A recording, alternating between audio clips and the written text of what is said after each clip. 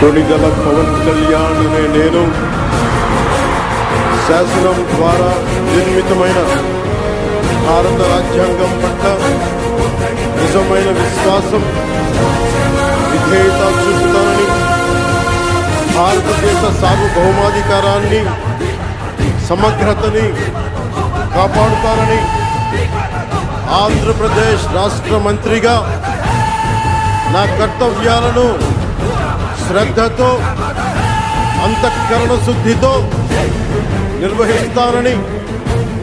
భయం గాని, పక్షపాతం గాని, రాగద్వేషాలు గాని లేకుండా రాజ్యాంగాన్ని, శాసనాలను